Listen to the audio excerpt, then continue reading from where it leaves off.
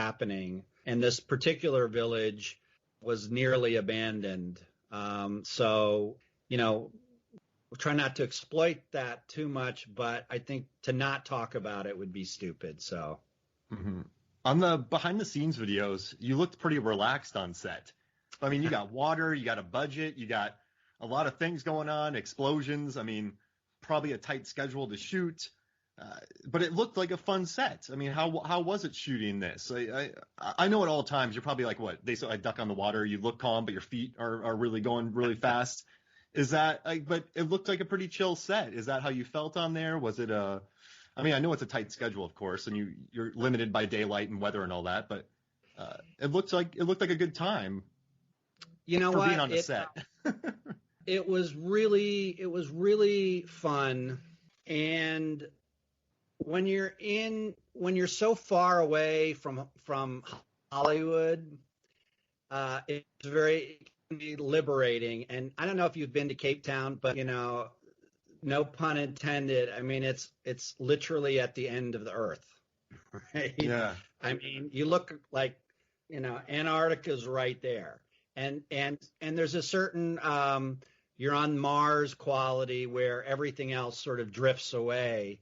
And the honest to God truth is that, we just had so much fun that it was just glory to go from one day to the next. I think part of the fun of it is that the producer Hunt Lowry is a very seasoned vet. Oh yeah, huge movies, right? Huge movies. We so lucky that he shepherds this and worked a lot on the second unit, and so I was having so much fun. I mean, you'd have to ask the other crew what I'm like, but I think I'm a benevolent dictator who's generally pretty relaxed, but I'm also a little bit of a taskmaster because every freaking second on these short, money, I mean, is like gold. And because we had so much underwater work and so many ridiculous stunts and so much to accomplish, the clock is always ticking. So I probably I looked much more relaxed than I was. Yeah. But I wasn't that stressed because, I knew from the start, once we cast Tanya and then Bren and the cast started to come in, I knew that you could put this cast in a plywood box and still have a great movie, right? Because they're so an airplane. What about an airplane? Well, not an airplane. A Cessna for you. No airplane. But so honestly, I was pretty chill. I was extremely worried about safety because every day seeing those giant generators with the electric cable next to 6 acres of water with my cast and crew on these sort of somewhat precarious, structures. It was nerve-wracking in that respect, but the South African crew are very safety oriented. Like they're super, super used to shooting with water, much more than I was. And so they kind of gave me a little bit of relaxation. But honestly, decapitating people and having to imagine where the shark is, it's just fun. It was really, it was really fun. And we all got to jump in the water at the end of the day. So, it was a great time. It was fun watching Emma take out Bren's character as well. I like that she gets the final fight and gets to get him with the knife. And it's cool that he comes back, but she gets the victory. It's just like Deep Blue Sea. Jay and I we spent 6 months, 33 chapters talking about it, and it's loaded with surprises. I mean, Sam Jackson's death, the evolution of Preacher's character. There's some gnarly stuff in there by Harlan. And this one, it was cool watching Emma step up and watching the boat explode and then the shark escape and then Scarface and I'm sorry. No, it was just refreshing to watch. So I know I keep saying this over and over and over, but I had a great time watching this. And what like with Emma's character, I mean, how much did you want to put her in the forefront? Like, how was that working with Tanya? Because she's been on some decent set, like big shows before. Yeah. That's she's a great lead in it. She had like Thank you. The first 30 seconds. So, when you first start a movie, you're like, okay, I'm on board with this. I was on board with it, but I think there's like a real like lived in quality on a film, which is hard to do. Thank you. That's a high compliment. And I think it's really due to who Tanya is as a person and an actor. She is just she's so smart. By far the smartest on the set. So funny, like, she's a bit of a comedian, and she just is a force of nature to be reckoned with. And I love her naturalism, and so as an actor, and so we spent a lot of time, and she spent a lot of time doing her research, knowing everything there is to know about sharks, climate change, and it was a real leader on a set of a lot of leaders, frankly. And we wanted in that opening sequence to feel her love of sharks and her love of the ocean, and we felt like once we could get the audience on board with her blog, the rest of the movie would sort of, we'd be on board with her all the way through. And it was a little bit of a challenge, kind of honing in on and expressing how Emma, what her disposition, what her character was at the beginning of the movie. And ultimately what I decided on was that she was somebody that was a climate change fighter who knew she was losing the battle. And so that first sequence where she goes into the lab and she hears that the shark populations are down, Tanya did such a good job of letting her face and her eyes register how she felt inside about the fact that she was losing this battle.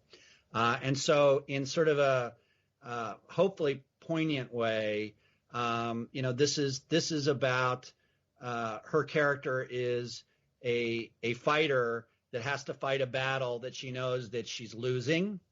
And unfortunately, I think that's true of climate change. Like a character says in the movie, it's here to stay. And so her challenge becomes, okay, now that I'm losing, like, what's the next best thing to do? And simply put, it's find allies like her friends, and fight harder, which is what her father told her to do, which is ultimately what inspires her to go through with the third act instead of just sort of giving up and letting the sharks go.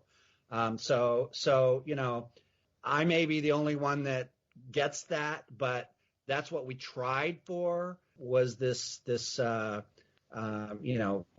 put a little bit of myth in there in terms of, the warrior that can't win, what do you do? And she just, she really sparkles, I think, when she's on camera, and like the world kind of goes right to her as an actor. So, I can't say enough about her, and hopefully she'll be back for number 4. I mean, it's good to have a good number 1, right? I mean, on number 1 on the call sheet, when they're a leader like that, I think it really trickles down to the rest of the crew. You know what? It does, and it also makes them very competitive, which is, a good thing as a director, because, you're like, well, look at her. Like, are you, you're not going to jump into the water today? Look, she just swam a mile. Like, so, and there was a lot of testosterone, as you can imagine, and sort of in a ridiculous way sometimes, which was part of, planned as kind of being absurd, that everyone is like super gigantically buff. All the bad guys are like, out of a swimsuit commercial. But she was a great leader, and